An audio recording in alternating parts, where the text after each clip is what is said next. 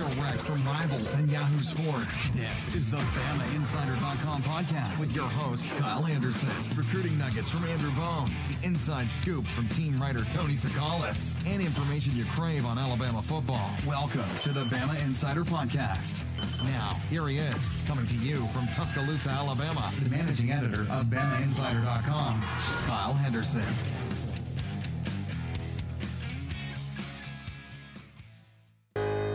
Here we go. Welcome to the BamaInsider.com podcast. What's going on? Hope you had a great Valentine's Day with your loved one. Hope you got that lady something special. Flowers, chocolates. Made it a special day for the special lady. It's Kyle Henderson, BamaInsider.com, coming to you from beautiful Tuscaloosa, Alabama. I love living here. I love the weather. I love the people. I love the food. And I'm so glad to be here. And it's almost been 1 year since our staff has been with the Alabama rival site, BamaInsider.com. So hope that you are getting the most bang for your buck on the subscription. And if you're not a subscriber, hit me up. I help you out, give you a couple days free so you can test the waters, get a taste of what being a premium subscriber is all about on BamaInsider.com. February 15th, theme today, Alabama basketball, as the Crimson Tide take their 2-game winning streak to Rupp Arena to take on the Kentucky Wildcats, who have lost 4 in a row, if you can believe that. Yes, Kentucky on the ropes a little bit. Going to bring on Jordan Harper, our basketball correspondent, in just a few moments to talk about this matchup. SEC Showdown. Big opportunity for Alabama to prove that they have some sort of consistency. Big opportunity for Avery Johnson in Alabama, as they have not beaten Kentucky since 2013. Alabama's hot though right now, right? Coming off a 15-point victory over LSU. We're going to talk about Donta Hall. Been tearing it up. 20 points last game, 8 for 10 from the field. Some monster dunks. In my opinion, he plays like he's like 7'5", almost 8 feet tall. And I can't believe that he has a 39-inch vertical. That's just incredible. So we'll talk with Harper in just a few minutes. You can subscribe to any of our podcasts by going on to iTunes or to Google Play and just searching for the BamaInsider.com podcast. It's a great way to get your podcast delivered right to your phone. So be sure and look for our podcast on iTunes or Google Play. But we got him here, Jordan Harper. What's going on, man? Good to hear from you again. Going pretty well, Kyle. How are you? Man, I'm good. Valentine's Day was yesterday, so I'm happily married. So in order to keep the wife happy, you do what you got to do on Valentine's Day. Not just Valentine's Day, every day, man. It's not a one-day show, right? Exactly. You got to show it every day. Be consistent. Consistency. Hey, we're going to talk about that today, right? Oh yeah, Alabama's getting a little consistent, aren't they? Hey, well, I think a good starting point. Let's just start with that win over LSU.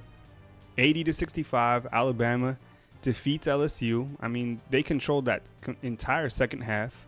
Hall had a dominating performance, and we'll talk about him later on in the program. But let's just start right there with the recap of LSU and kind of get your takeaways from that big victory for Alabama.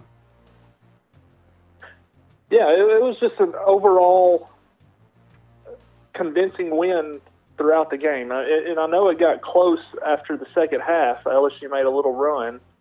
But Alabama started off on a 11-0 run, and it was all featured by Donta Hall. I mean, just getting easy looks, moving the ball well, spacing was great, and that opened up the middle for Donta to do what he does.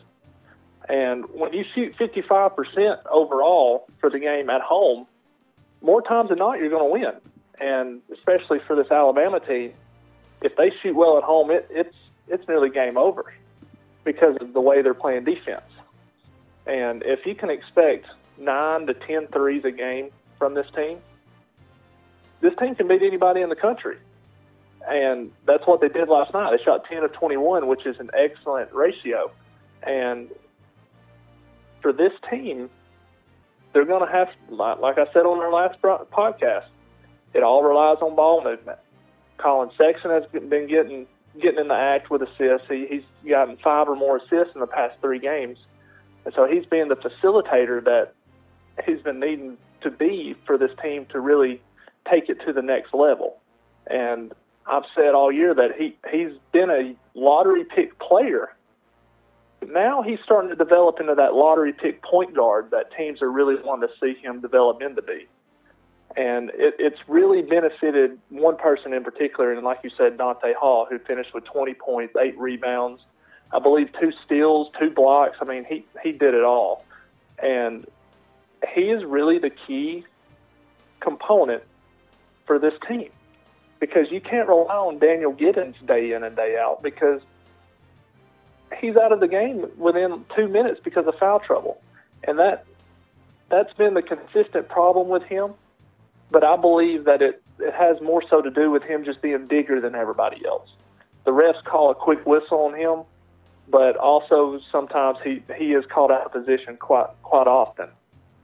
But what they did to Dwop Reese was the key of that game. Defensively, they collapsed in the middle. They had Donta Hall taking him away. Braxton Key was doing a great job of fronting him at times. Daniel Giddens was. It was just a group effort. Dwop Reese averaged over 20 points a game the past 3 games, and it's been ultimately the reason why LSU has been playing very good basketball of late. But they took him out of the game. They took Tremont Waters out. He only had 5 points, which he seemed to have really hit a freshman wall so far. And besides Edwards getting hot at the end of the game, boosting his stats, they really kept LSU off balance, out of sync offensively, and that's been Alabama this season. They're the number 1 defense in the SEC. They've been very consistent in that, and I believe they're leading like 3 or 4 categories in the SEC and second in 2 or 3 more.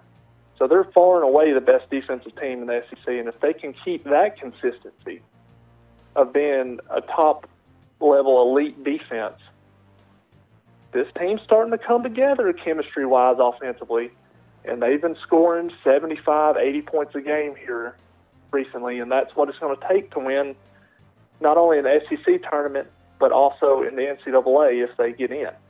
We're talking with Jordan Harper of BamaInsider.com. He's our basketball correspondent. We're breaking down the Alabama LSU victory, Alabama with an 80-65 victory. Jordan, I wanted to interrupt real quick and ask you about you talked about ball movement early on. Hall finishes with 20, Sexton with 15. And then I thought it was nice to see Braxton Key get in there. He had 12 points, 4 of 7 from the field. Also, Petty had a good game, 4 or 5 from the field, and he hit 3 3-pointers, was 3 for 3 from the outside. How important is it to get guys like Petty and Key involved in this rotation in order for Alabama to be successful? Well, like I said, if Alabama can hit 3-pointers, they're extremely tough to beat. And the 2 best 3-point shooters on the team, personally, I would say is Braxton Key and John Petty. Now, Key has been struggling of late to get his touch back and his shot back, but you've seen he's been shooting with more confidence. He's not second-guessing, taking that pump fake and trying to drive and create. He's starting to take that first, right when he gets the ball, being shot ready and shooting right away, and it's looking a lot smoother coming off his hand. And John Petty, it's been an anomaly this year, Kyle, and I've never seen someone so hot at home and so cold on the road. I believe he's shooting 48% from home and 17% or some crazy number like that on the road. And it's crucial for him to get going. For him to hit his first shot is big for him confidence-wise, and for him to be able to step into it confidently. And you see it every single game. I see it first or second play. Is Donta Hall set the back screen or a curl screen off for John Petty that runs baseline and comes up, and he hits that wing 3. And I've seen him do it countless times on the first or second play of the game at home. On the road, it just hadn't been falling. So he just has to stay persistent and not second-guess himself. He has been penetrating more, dishing more. I mean, come on, that half-court pass to Donta Hall for the alley-oop was just sick. It was. That was right on the money. That was. I mean, pretty much right in. Yeah. Jordan, so this game against Kentucky, it's a high-profile game. Alabama hasn't beaten Kentucky since 2013. It's a big opportunity for not only Alabama, but for head coach Avery Johnson to really make a statement and I think for this team, most importantly, to show some consistency. 3 games in a row in SEC play would be very important for this team. Kentucky's on a 4-game skid after losing to Auburn 76-66 the other night. This game can be viewed between Alabama and Kentucky Saturday, 1 p.m. on CBS. What's your early take of this game, and what does Alabama have to do to continue to not only improve but also beat Kentucky at Rupp Arena, which is going to be very difficult? It is, and you can tell on social media that Kentucky fans are getting aggravated. They're getting aggravated at John Calipari and the one and done. A lot of people's not in favor for it in Kentucky, and they're on edge right now. So do not be surprised if Alabama jumps out to a 6-8-0 lead at the start of the game. You start hearing some, I wouldn't say boo birds, but you're going to hear some rumblings in the crowd. Like, oh, here we go again, type of feeling. But in terms of the game, I've never thought I would say Alabama's going into Rupp Arena while Kentucky is on a 4-game losing streak. I don't think that's happened since Billy Gillispie was there. And I believe Alabama matches up extremely well with them because both teams are long, athletic, fast.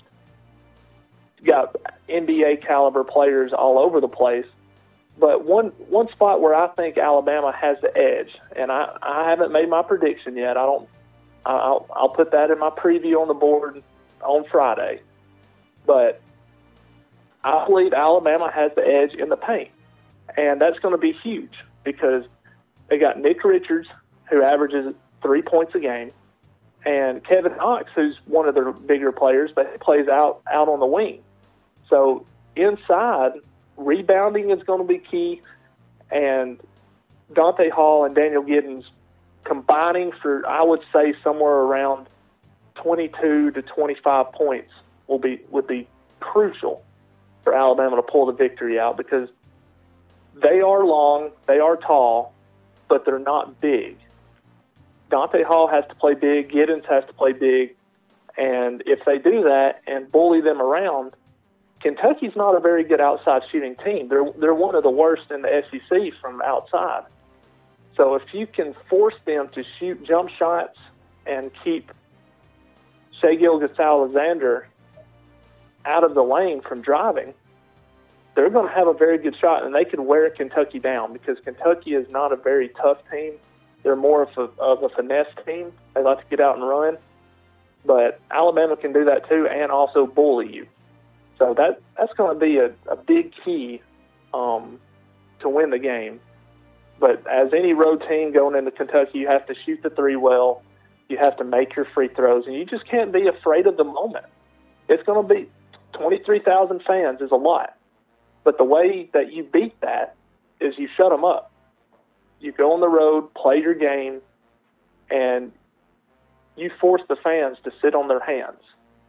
And the way you do that is just to play lockdown D like Alabama has. Defense travels, shut Kentucky down, make them shoot outside shots, and that's the recipe for success.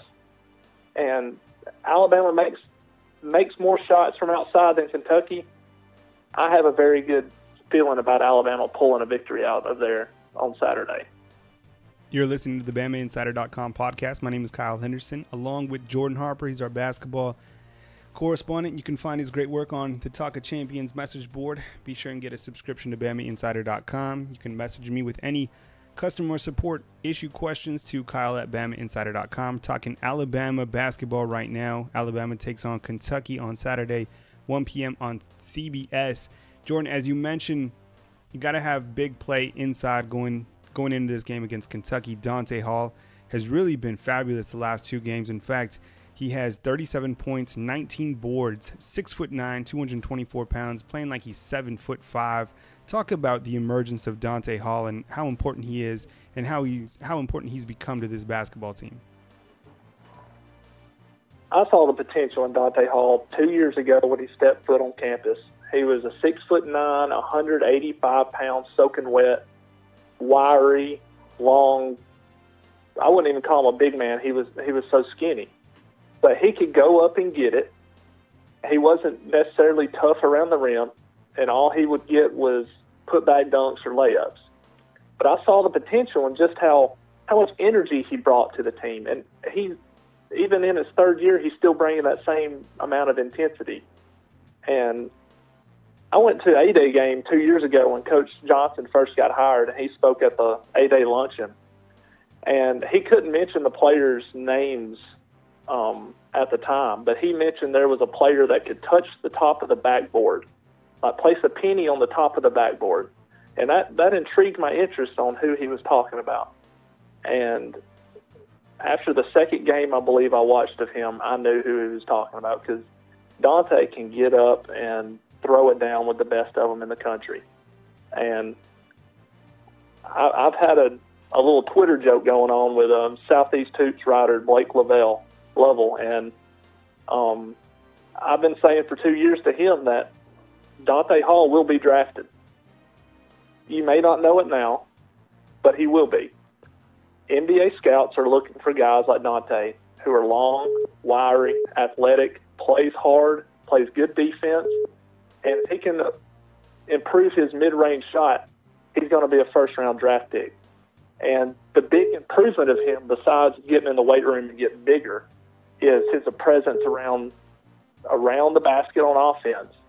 He knows where he's at. He doesn't get in a hurry like he used to. He'll take a couple dribbles, either do a hook shot or a drop step and lay it in, get fouled. I mean, how many times do you see Donta take his time and then before you know it, he's getting fouled and he's right at the basket. Like he's just that smooth and that slimy right around the basket. And he's not tall, 6'9", he's an undersized big man, but he has a 37-inch vertical. That's impressive to think about. Add on some muscle and keep that vertical, you have a dominant big man coming to the NBA in the next couple of years, and then he will keep growing and growing. And I just think the potential with him is through the roof. Let's kind of merge on that from Donta Hall to talking about NBA draft prospects. Now you've hit on Hall a little bit, and you have mentioned his upside. And I agree. I mean, what we've seen from him has really been tremendous, and I think his ceiling is still very high, especially for Donta Hall. I think it's going to be very exciting to see what he can do down the stretch for Alabama, but also in the future. Colin Sexton, I mean, everybody's talking about him being a top 10 guy. Elaborate on what you've seen from Sexton this year, and if you still feel that he's a sure shot top NBA pick for this next NBA draft. If he isn't a lottery pick or a top 10 pick, I will be surprised. And whoever gets him outside the top 10 is getting an absolute steal. He's no doubt top 10 in the draft, talent-wise, leadership-wise, energy, speed. I mean, he has everything you want from an NBA point guard. I compared him to a Kyle Lowry type player. He's strong. He's fast. He has a jump shot that still has improvement to work on, but he can get to any spot on the court that he wants. And a lot of people like to throw out the Russell Westbrook comparison, which rightfully so. They're both fast, explosive, and fierce on the court. But Russell's just a different type of animal. I don't see any other player that's going to compare to him, but Colin marks off so many boxes in terms of IQ, the things that scouts look for mentally that they want in their franchise point guard. Because you're taking a big risk drafting a point guard top 10, because that's who's going to lead your franchise and your offense for 10, 15 years. So you're making a big investment. And I don't see any downside in Colin Sexton if you draft him. You're going to get a fierce competitor. You're going to get somebody that's relentless and one of the most explosive players in the draft, without question. Do you think anyone else from Alabama right now sticks their toe in the water in the NBA draft? I mean, we saw Braxton Key kind of flirt around a little bit last year. Anyone else from Alabama that you have your eye on right now that could hop into the NBA draft potentially? This year, no. Could you see a Braxton Key situation this year? Possibly. I could see someone like Donta Hall, who's a junior, going into his last year to kind of test the waters, go through some workouts, get some pointers from NBA scouts like Braxton did, and to come back and improve on those, because Donta has one more year to prove it. And if he can improve on some of the points that I mentioned and whatever the NBA scouts tell him, it could be a huge business decision to make, because if he makes those improvements that they tell him, it could bolster him into the first round, like I believe he will. Another player that's interesting to me, Kyle, is Herb Jones, just because that he's getting all the attention. Now, I do not think he's ready for the NBA now. He may not be next year, but it's somebody that he can put his name out there and show them what they can do in a private workout and do like I said that Donta should do, and get them to tell him what he needs to work on. Well, the thing about Herb Jones, and I completely agree, he's nowhere ready to leave Alabama right now. But I think when you look at the future of him, I mean, I believe Avery Johnson compared him to a Scottie Pippen. And, I mean, talk about a compliment. My goodness. I mean, one of the all-time NBA greats. And I think what we've seen from Herb Jones throughout the year has been steady improvement, great defensive play. He's long. He's very versatile. And he's incredibly important to this Alabama basketball team now as a freshman. So, no, I think you're absolutely right in, kind of mentioning Herb Jones in floating around with the NBA in a couple years. Not right now, but I think you're right. In a couple years, Herb Jones is going to be prime for the picking for sure. Right, and they come out with mock drafts so early now, and ESPN put out a mock draft recently that had 3 Alabama players being drafted in 2019, being Herb Jones in the first round, top 15, which surprised the heck out of me. That's going based solely off potential and that he's going to improve his mid-range and outside shot.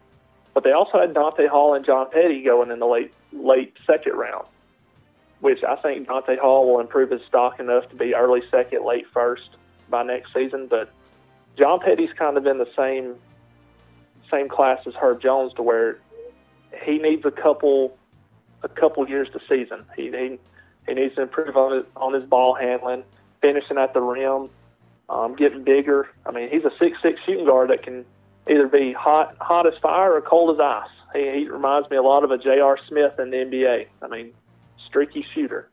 And back on Herb Jones and the comparison to Scottie Pippen, I had more of a recent comparison I posted on the board that Alabama player-wise, I compared him to a lower shooting version of Latrell Sprewell.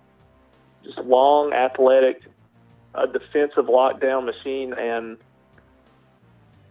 very good offensively, knows what he can do, and he does it well. And I think he has the highest ceiling of any player on this current team, NBA potential-wise. We're talking with Jordan Harper on the BamaInsider.com podcast. He is our basketball correspondent. You can find his great work on BamaInsider.com and, of course, inside the Talk of Champions forum. My name is Kyle Henderson. As we round out the program, let's talk about the season outlook and some bracketology for Alabama. So, yeah, Alabama's currently sitting at 17-9, 8-5 in the SEC. And if the season ended now, Alabama would be the 3rd seed and have a double bye in the conference tournament due to the 3-way tiebreaker with Missouri and Florida. I view this team as I said, if they win out and somehow won the SEC tournament, their ceiling is a 3 seed. And with this team, you can never tell. They could easily do that. But that's as high as they could go. And I've been stating that 18 wins is enough for this team to make the tournament, which they're sitting at 17 now. But with their resume wins and how weak the bubble is, supposedly right now, I do not believe that the NCAA committee will keep Alabama out with 18 wins. If they finish 3-2 the remaining 5 games, I think they'll hover somewhere around the 5 or 6 line, which is a very comparable game for Alabama, because they will, whether you want to look at it as a good thing or a bad thing, I'm not sure, because Alabama plays better against elite teams than being the overwhelming favorite. But being a 5 or 6 seed, you got a very, very favorable first game, and you don't have to face a top 2 seed until the 3rd round. So that would be a very, very good matchup, or a very good placement for Alabama. But if they finish 2-3, say they win both home games and lose the remaining road games, I could see them being placed remaining the same, around the 7 seed. I think if they can just hold serve at home, you're playing with house money, per se, going into the conference tournament. You're going to clinch a spot if you get to 19 wins if you're Alabama. They're at a 96% to make the tournament per team rankings if you get to 19 wins. And their schedule sets up very favorably to me, because if they have 3 road games where they're not going to be favored, they're all against top 20, top 25 teams in RPI. So you're not going to be expected to win those, but you're going to be expected to win the home games. So if you can take care of those 2 home games and be competitive, or even squeak one out on the road, then all you're doing in the SEC tournament is playing for seeding. You're pretty much trying to improve your seeding with each game. So if you win one, there's a good chance that you can move up a line. If you lose, I mean, you're still going to be in the tournament anyways.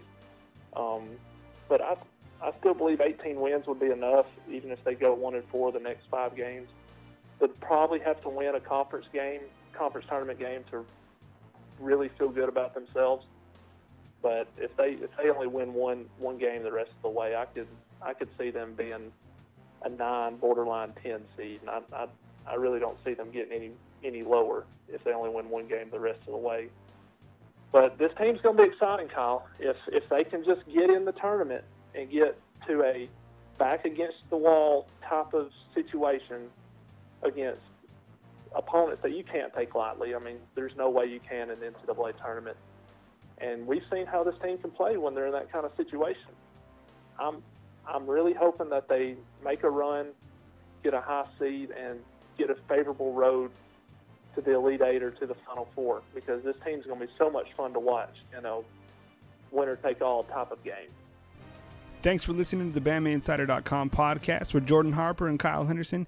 Catch all our action back at BamaInsider.com.